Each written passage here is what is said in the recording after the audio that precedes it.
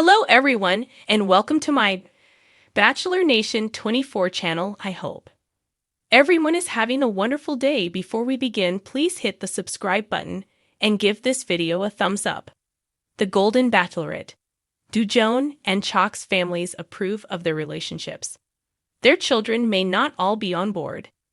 Joan Vassos and Chock Chapel fell in love during the Golden Bachelorette Season 1, but do their families approve of their engagement?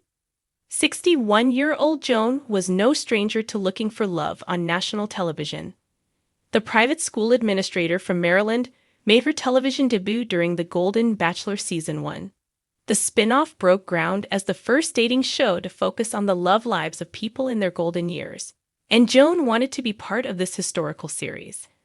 When things didn't work out between her and 72-year-old Jerry Turner, she was cast as the spin-off's first female lead. The Golden Bachelorette Season 1 opened with Joan greeting 24 single older men, including 60-year-old Chock. The insurance executive and business owner from Wichita, Kansas, fell head over heels in love with Joan and spent the season winning her over. In the end, Joan gave Chock her final rose, and the couple got engaged. They immediately focused on bringing all their children together, but not all of Joan and Chock's children were on board with their relationship right away. Read on to learn more about their family drama and to find out if all their children are on board with their relationship. Long before joining the cast of The Golden Bachelor Season 1, Joan was a widowed single mother of 4 adult children. Joan was married to John Vassos for 32 happy years before he tragically passed away in 2021. Joan and John were best friends, and Joan had always expected to grow old with her beloved husband. Sadly, he was diagnosed with cancer, so Joan found herself having to re-enter the dating pool later in life. She jumped into the deep end when she decided to do so on national television, but the process worked for her. According to Life and Style, Joan's oldest, Nicholas, works in insurance, while her youngest, Luke, works at an IT company. Her daughter, Allison, owns a clothing store in Maryland, where she lives with her husband and 2 children. Her other daughter, Erica, is a 3rd-grade teacher and is married with a child. Erica was the reason Joan had to leave The Golden Bachelor early. When Joan started filming Jerry's season, Erica had just had her baby, and she was struggling with postpartum depression. Chock was married to Heather Chapel for 12 years, and they had 2 children together before the marriage ended in divorce. Chock's children, Taylor and Tyler Chapel, are now in their early 20s and very close to their father. They got to meet Joan during the Golden Bachelorette Season 1 when Chock brought her to Kansas for his hometown date, and they got along with Joan well enough. Since their father and Joan got engaged, they spent more time with their new future stepmother and her adult children. Chock met some of Joan's children during the Golden Bachelorette Season 1 overnight date. Her children had expressed ambivalence about their mother appearing on The Golden Bachelor and The Golden Bachelorette. During her season, she talked about how her children didn't want their mother kissing a bunch of different men on national television. Joan was very conscious of not embarrassing them. It's understandable if some of Joan's children may have concerns about their widowed mother marrying a man she met on a reality TV show. Joan's daughter, Allison, and her husband, Noah, were there, as well as Nicholas and his fiancée, Brooke. Joan's other children, Erica and Luke, were not there to meet Chock. Though it's unclear why they weren't there, it did lead to speculation that they weren't as supportive of the relationship. Allison and Nicholas weren't sold either. They were worried that Chock would try to replace their father, but Chock put them at ease when he explained that he had no intention of doing so. After getting engaged during the Golden Bachelorette Season 1 finale, Joan and Chock have been focused on spending as much time together as possible and finding ways to integrate into each other's lives. Joan and Chock are both very family-oriented, so it meant a lot to them to have all their children support their relationship. They both wanted to get to know each other's children and for all the children to get to know each other. Joan and Chock were determined to blend their families into one big happy modern family unit. But things didn't go as smoothly as they'd hoped. Joan recently made some comments about their families that suggest there could already be trouble in paradise. Joan posted a clip on Instagram of her and Chock discussing their relationship. During the clip, they talk about the good parts of their relationship, but they also talk about their challenges.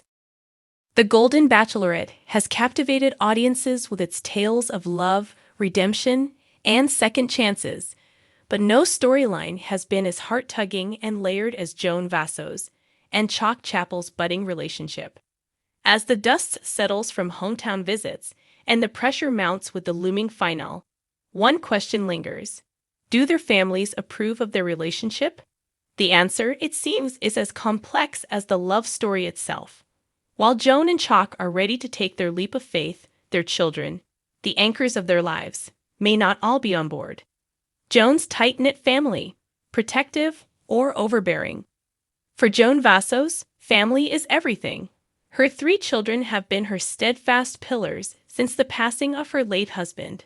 They cheered her on when she decided to embark on this unorthodox journey of love, but their excitement has turned to cautious skepticism as Chock Chapel entered the picture. Joan's eldest daughter, Sophia, has been the most vocal. A fiercely independent career woman and mother herself, Sophia worries that her mother is rushing into something that may not withstand the challenges of blending families. It's not just about mom finding happiness. It's about how this impacts all of us, Sophia admitted in a confessional. Chock seems wonderful, but do we really know him? Can he handle the weight of our family's legacy? Meanwhile, Joan's youngest son, Tyler, has taken a more laid-back approach. At 28, Tyler is still navigating his own path in life and has been Joan's biggest cheerleader. Mom deserves this. She's done so much for us. If Chock makes her smile like that, then who am I to stand in the way? Tyler's support, however, has put him at odds with Sophia, sparking tension during a pivotal family dinner. The wild card in Joan's family is her middle child, Elena, who has always been the peacemaker. But even Elena's patience is wearing thin. It's not about whether Chock is a good person. It's about whether they're truly compatible, she said during a heart-to-heart with her mother. I just want to make sure you're thinking with your heart and your head, Mom.